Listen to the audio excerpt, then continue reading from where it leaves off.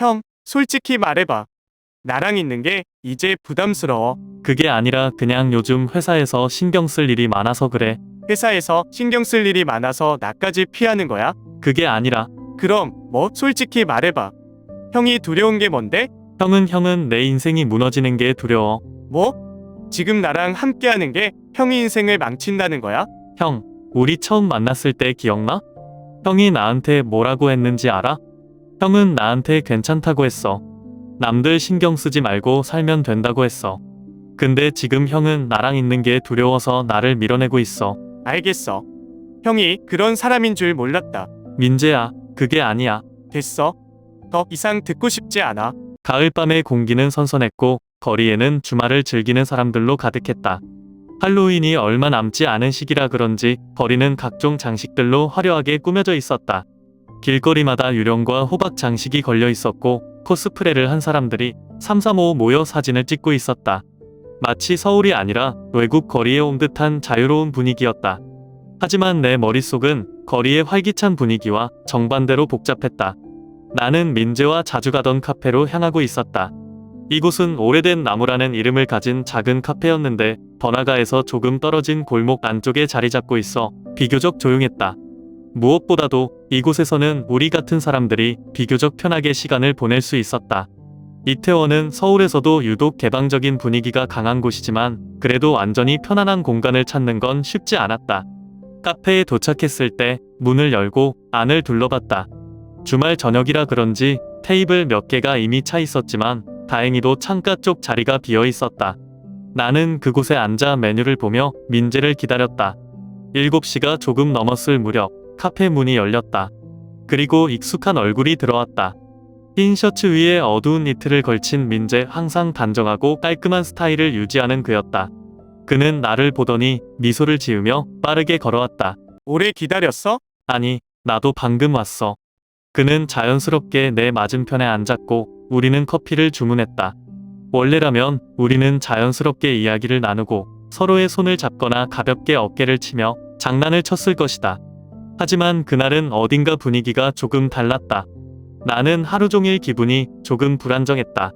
정확한 이유를 알 수는 없었지만 이상하게도 괜히 긴장되고 예민한 느낌이었다. 아무리 이태원이 개방적인 곳이라고 해도 여전히 우리는 사람들이 우리를 어떻게 볼지를 신경 쓰고 있었다. 민재는 내 표정을 읽었는지 살짝 고개를 기울이며 물었다. 무슨 생각해? 나는 웃으며 고개를 저었다. 아니야, 그냥 좀 피곤해서. 그는 아무 말 없이 고개를 끄덕였고 우리 대화는 자연스럽게 다른 주제로 넘어갔다. 요즘 회사에서 있었던 일들, 민재가 새로 본 드라마 이야기, 그리고 이번 할로윈에는 뭘 할지에 대한 이야기까지. 대화가 이어지면서 나도 점점 긴장을 풀고 편안해지는 기분이 들었다. 그런데 그 순간 민재가 무심코 내 손등을 스쳤다. 왜 그래? 나는 아무렇지 않은 척하며 커피를 한 모금 마셨다. 손끝이 떨리는 게 느껴졌지만 최대한 감췄다. 아무것도 아니야. 그냥 나는 애써 웃어 보이며 말했다. 우리 괜찮은 거지? 그렇지만 사실 나는 괜찮지 않았다. 아직도 그런 게 신경 쓰여? 민재가 조용히 물었다. 나는 한숨을 쉬며 고개를 끄덕였다. 미안해. 사실 나는 이태원에서는 좀 더 자유로울 수 있다고 생각했다. 하지만 현실은 달랐다. 나는 여전히 낯선 시선을 두려워하고 있었다. 저 사람이 우리를 어떻게 생각할까? 무슨 말을 할까? 혹시 여기저기 소문이라도 내면 어쩌지? 민재는 한참 나를 바라보다가 조용히 말했다. 괜찮아. 그 말이 너무 따뜻해서 순간 울컥할 뻔했다. 그날 이후로 나는 계속 생각했다. 우리는 정말 괜찮은 걸까? 사실 나는 내 자신이 너무 한심했다. 나는 분명히 사랑하는 사람과 함께 있고 싶을 뿐인데 왜 이렇게까지 눈치를 봐야 하는 걸까? 이태원조차 완벽한 안식처가 되어주지 않는다면 우리는 대체 어디에서 편하게 있을 수 있는 걸까? 나는 민재를 사랑한다. 하지만 세상은 우리가 사랑하는 방식이 조금 다르다는 이유로 너무 많은 시선을 던진다. 그날 이후로도 우리는 여러 번 이 카페를 찾았지만 나는 여전히 주변을 신경 쓰고 있었다. 하지만 민재는 변함없이 내 곁에서 따뜻하게 웃어주었다. 지훈, 요즘 뭔가 좀 다르다? 무슨 일 있어? 그녀의 목소리는 조심스러웠다. 단순한 걱정이 아니라 뭔가를 알고 있다는 뉘앙스가 담겨 있었다. 나는 애써 태어난 척 웃으며 대답했다. 그냥 요즘 일이 많아서 그래. 소영은 고개를 끄덕였지만 그녀의 눈빛에는 여전히 뭔가를 말하고 싶은 기색이 보였다. 하지만 그녀는 더 이상 묻지 않았다. 나는 점심을 먹으면서 계속 생각했다. 대체 무슨 소문이 돌고 있는 걸까? 야, 지훈. 응? 너한테 직접 물어보는 게 나을 것 같아서 그러는데 너 사실이야? 그의 목소리는 낮았지만 직설적이었다. 나는 순간 머릿속이 하얘졌다. 무슨 말이야? 아니, 그냥 요즘 소문이 좀 있길래. 뭐 신경 쓰지 마. 나는 그런 거 별로 신경 안 쓰니까. 무슨 소문인데? 경수는 한숨을 쉬면서 주위를 한번 둘러봤다. 그리고 조용히 말했다. 내가 남자랑 사귄다는 얘기. 그 순간 심장이 철렁 내려앉았다. 나는 입을 때려 했지만 목이 타들어가는 느낌이었다. 누가 그런 얘기를 했는데? 그냥 다들 알고 있는 것 같던데. 너랑 같이 있는 거 몇 번 본 사람도 있고 뭐 난 신경 안 써. 근데 요즘 분위기 보니까 좀 조심하는 게 좋을 것 같아서. 나는 순간적으로 말문이 막혔다. 도대체 어디서부터 새어나간 걸까? 퇴근길 내내 머릿속이 복잡했다. 이태원에서 우리를 바라보던 그 남자일까? 아니면 다른 누군가가 본 걸까? 회사 사람들은 대체 언제부터 이런 얘기를 하고 있었던 걸까? 나는 최대한 조용히 지내려고 했는데 결국 들키고 만 걸까? 도착한 집에서도 불안한 기분은 가시지 않았다. 핸드폰을 만지작거리다가 결국 민재에게 전화를 걸었다. 여보세요? 민재야, 나 좀 힘들어. 무슨 일 있어? 나는 잠시 망설이다가 조용히 말했다. 회사에서 소문이 났어. 그 순간 전화기 너머로 들리는 민재의 숨소리가 잠깐 멈췄다. 어떻게? 모르겠어. 누가 본 건지 어떻게 퍼진 건지 그냥 다들 나한테 거리 두는 느낌이야.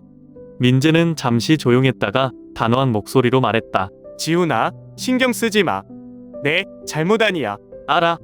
근데 막상 겪어보니까 무섭다. 그냥 소문일 뿐이야. 지나가. 나는 씁쓸한 웃음을 지었다. 그게 그렇게 쉬우면 좋겠지. 민재는 아무 말 없이 내 말을 듣고 있었다. 나는 한숨을 쉬며 말을 이었다. 그냥 다 놓고 도망치고 싶다. 그러지 마. 너답지 않아. 내랑 아무 대답도 하지 않았다. 하지만 사실 나도 잘 모르겠다. 이 모든 걸 버틸 수 있을지. 여보세요? 형, 퇴근했어? 응. 이제 집 가는 길이야. 나 근처에 있는데 잠깐 볼래? 나는 순간적으로 주위를 둘러봤다. 물론 내가 아는 사람은 없었지만 마치 누군가 나를 보고 있는 것 같은 기분이 들었다. 오늘은 좀 힘들 것 같은데. 왜? 피곤해? 그냥 일이 좀 많아서. 민재는 잠시 조용했다가 조용히 물었다. 형, 나 피하는 거야? 나는 당황해서 황급히 답했다. 아니야. 그런 거 아니고. 그냥 요즘 좀 바빠서 그래. 그럼 내일은? 내일도 좀 애매할 것 같아. 그럼 이번 주 내내 바빠. 랑은 아무 말도 하지 못했다. 민재는 한숨을 쉬며 말했다. 형, 솔직히 말해봐. 나랑 있는 게 이제 부담스러워. 나는 목이 콱 막힌 느낌이었다. 민재가 이렇게 직설적으로 묻는 건 드문 일이었다. 나는 아무 말도 못하고 그냥 조용히 있었다. 대답 좀 해봐. 민재야, 그냥 요즘 회사에서 신경 쓸 일이 많아서 그래.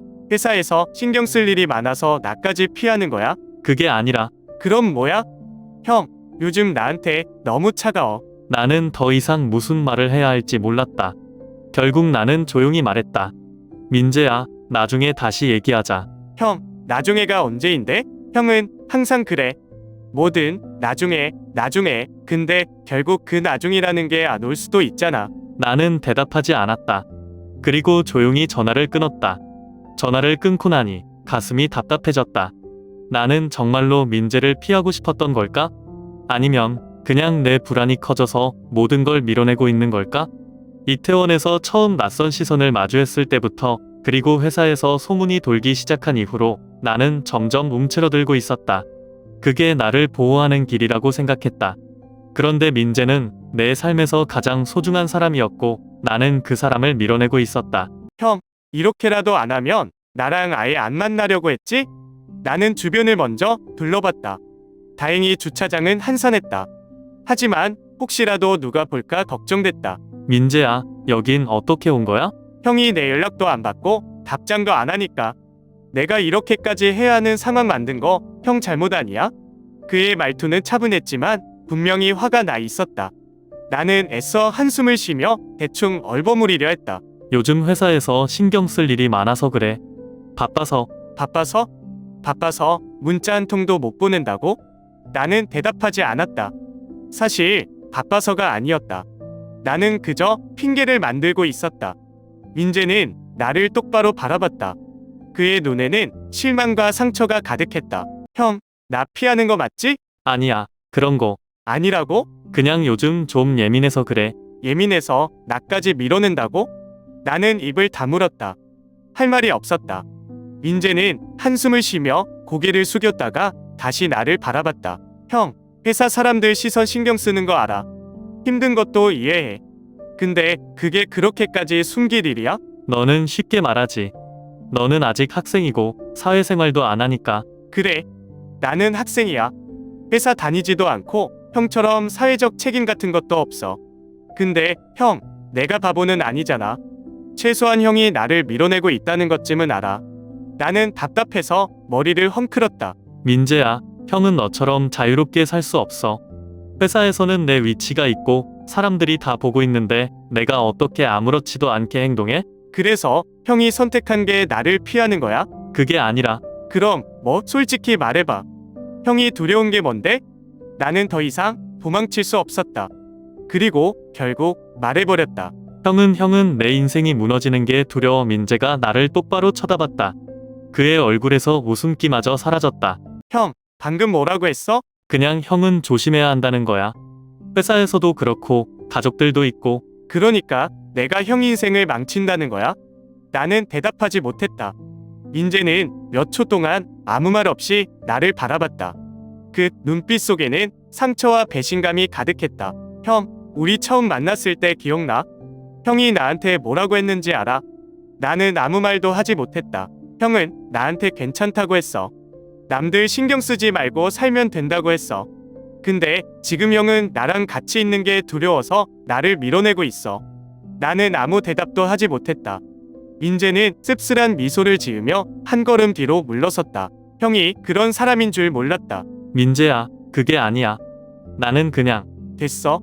더 이상 듣고 싶지 않아. 그리고 그는 돌아섰다. 나는 그를 붙잡고 싶었지만 손이 떨어지지 않았다.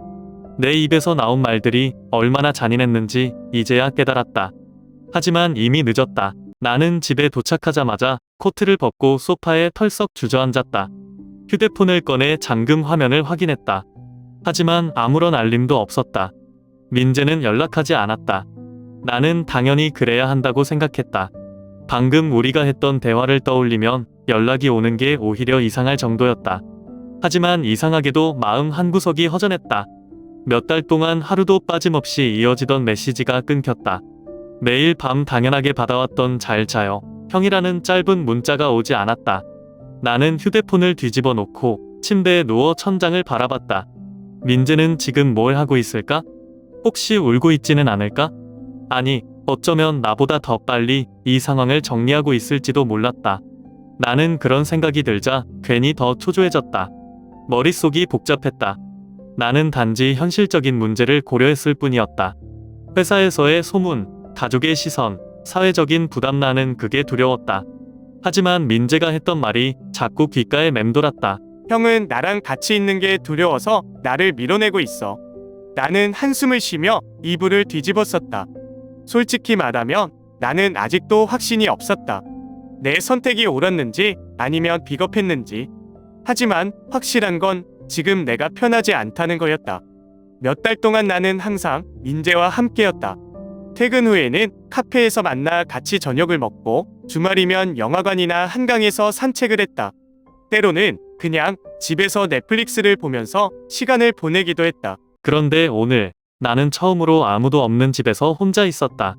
리 테이블에는 몇 주 전에 민재가 두고 간 머그컵이 놓여 있었다. 나는 그걸 집어들었다가 다시 내려놓았다. 괜히 손끝이 시렸다. 밤이 깊어졌지만 도무지 잠이 오지 않았다. 나는 한참을 고민하다가 결국 휴대폰을 집어들었다. 민재와의 채팅창을 열었다. 마지막 메시지는 2일 전 민재가 보낸 "형, 오늘 저녁에 뭐해?" 였다. 그때 나는 야근할지도 몰라라고 답장했었다. 그리고 그 이후로는 아무것도 없었다. 나는 몇 번이고 메시지를 입력했다가 지웠다. 잘 지내, 미안해. 오늘 너무 힘들다. 하지만 결국 아무것도 보내지 못했다. 민재가 먼저 연락할 때까지 기다려야 할까? 아니면 내가 먼저 연락해야 할까? 그렇게 고민만 하다가 새벽이 되었다. 다음 날 아침, 눈을 뜨고 휴대폰을 확인했다. 여전히 민재에게서 온 메시지는 없었다. 나는 이제야 실감했다. 정말로 처음으로 민재가 없는 하루가 시작됐다는 걸. 그날은 종일 흐렸다. 늦가을답게 날씨는 쌀쌀했고 창밖에는 가느다란 빗방울이 흩어졌다. 주말이었지만 나는 집 밖으로 한 발짝도 나가지 않았다. TV를 켜놓았지만 무슨 프로그램이 나오는지도 신경 쓰이지 않았다. 침대에 누워 천장을 바라보며 아무것도 하지 않은 채 시간만 흘려보내고 있었다. 휴대폰을 집어들었다가 내려놓기를 반복했다. 민재에게 연락할까 하지 말까. 그렇게 갈등하던 순간 휴대폰이 진동했다. 나는 순간 심장이 철렁했다. 그리고 화면을 확인하자 그 이름이 떠 있었다. 민재. 나는 주저없이 전화를 받았다. 몇 초 동안 아무 말도 하지 못했다. 그리고 그 짧은 정적을 깨며 익숙한 목소리가 들려왔다. 형, 잘 지내? 나는 목이 타들어 가는 것 같았다. 응? 그냥 뭐 평소처럼. 그래? 다행이다. 민재는 한숨을 쉬는 듯했다. 나는 무슨 말을 해야 할지 몰라 머뭇거렸다. 그런데 민재가 먼저 말을 이어갔다. 형, 나 형한테 화난 거 아니야. 나는 숨을 들이마셨다. 하지만 형이 나를 어떻게 생각하는지는 알고 싶어. 나는 무슨 대답을 해야 할지 몰랐다. 머릿속이 하얘졌다. 민재는 천천히 말을 이어갔다. 그의 목소리는 차분했지만 그 안에는 분명한 감정이 담겨 있었다. 형이 힘든 거 알아. 회사에서 무슨 소문이 도는지도 알고 형이 조심해야 한다는 것도 이해해. 나는 아무 말도 하지 못한 채 듣고만 있었다. 근데 형, 나는 형한테 짐이 되고 싶지 않아. 짐이라니. 형이 나 때문에 불안하고 힘들다면 나는 형이 원하는 만큼 거리를 둘 수도 있어. 나는 순간 당황했다. 아니, 그런 게 아니야. 나는 그냥 뭐? 그냥 내가 너무 겁이 많아서 그래. 나는 솔직하게 인정할 수밖에 없었다. 나는 겁이 났다. 민재와 함께 있는 내 모습이 누군가에게 들키는 게, 사람들이 나를 이상하게 볼까봐, 회사에서 내 입지가 흔들릴까봐, 가족들이 실망할까봐. 민재는 한참 조용히 있다가 말했다. 형이 시간이 필요하면 나는 기다릴 수 있어. 나는 눈을 감았다. 왜 민재는 이렇게까지 나를 이해해 주는 걸까? 내가 이렇게까지 상처를 줬는데도 왜 여전히 나를 기다려주는 걸까? 민재야, 미안해. 형, 미안하다고 하지 마. 난 형이 사라지지만 않으면 돼. 나는 휴대폰을 꼭 쥐었다.